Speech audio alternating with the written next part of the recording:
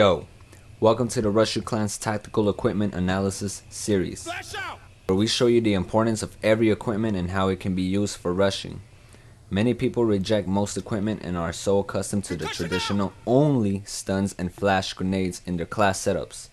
But after watching these videos, your mentality will change, because you will find out crazy strategies and shit for these certain tactical equipment. And today, we'll be covering the smoke grenade, my favorite.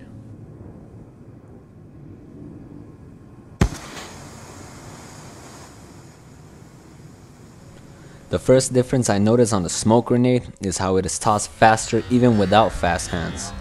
Also, the smoke builds up faster than previous CODs. As soon as it lands, you know that nigga is up already. And yes, it's also lasting a little longer now.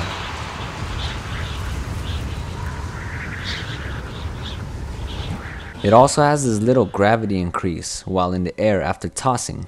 This is perfect for landing the smoke on top of the slopey areas like stairs, mountains, and shit of that nature. Check this out.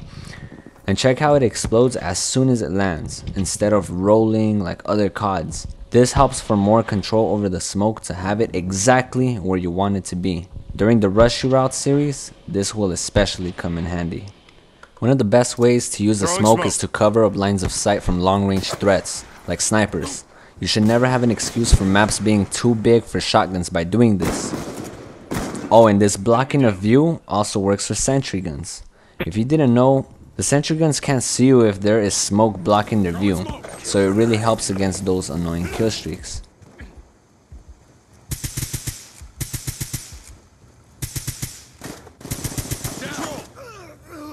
Now for you objective players, this is the equipment you want to have if you really want to accomplish the objective safely, because I know it's hard to do that shit.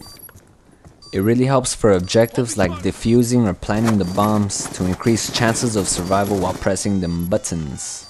I'm usually the one that's on top of the leaderboard because doing the objective is easy as fuck under the smoke. And in Capture the Flag, use it for the sneak approach and hidden escape, because you know campers like to guard that shit like if it's theirs. Fuck out of here, this shit's mine. Then you leave all the other guards clueless like some hey where'd he go kind of shit. Ooh, and in domination, especially when fighting for B, smoke is a must. But if you're gonna do this, make sure you don't have the smoke on the flag itself. Instead, always think about where they're coming from and do a smoke block somewhere around their area. Yeah, you pretty much get the idea that you become invisible with this badass equipment. Blocking the enemy view when it gets hectic causes them to miss when shooting at you. And you know, one of the things that makes the smoke great in Black Ops 2 is how it's resupplyable with scavenger. Fucking people, please stop bugging me when I'm recording, what? And some of them become bitches when smoke is in front of them. They don't want to pass through that shit. If you're one of them who uses dual band, aka thermal scope, or even the MMS, it is strongly recommended to always have a smoke in that class setup. Cause I mean, you can look through that shit, so why not abuse the motherfucker? And keep in mind, the smoke is not a wall, so the MMS can always detect enemies through smoke, even if they have cold-blooded. They just won't come out ghostly white. Like the EMP, the smoke can be used to counter anyone flashing or stunning you. As soon as you're hit, you should toss it quickly to shroud yourself while under the stun effect.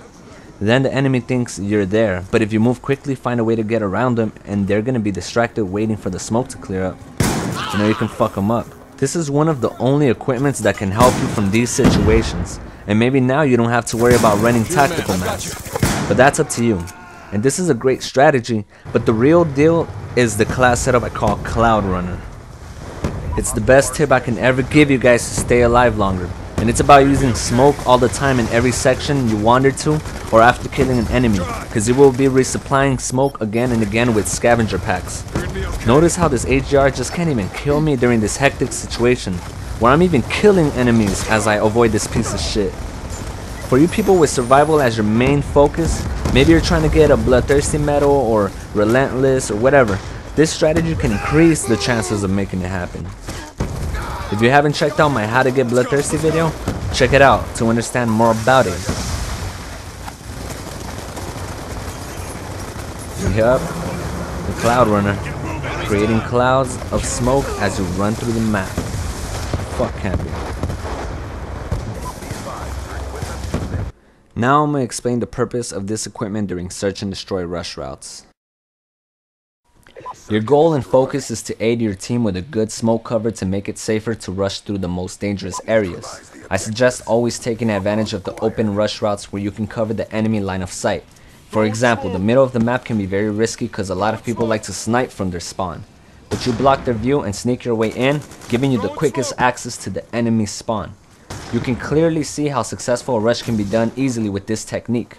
Before me, no one used this method of smoke for taking rush routes. I started this shit. Speaking of me, I gotta announce, for anybody interested in joining my clan, I strongly suggest you to keep updated by following us on Twitter. Eventually we'll start doing the Facebook shit too, but over there we'll let you know what guns are available, who got kicked from the clan, what new positions are open, and all other small info shits instead of making a whole video on it. Okay, back to the gameplay. See how I'm getting shot? I tossed my smoke for a bit of cover. And check this smart decision I made. Instead of proceeding further and getting that scavenger pack, I knew my smoke was going to keep that guy away from the other side. So he only had this section to worry about. And I'm not about to die by a waiting bitch.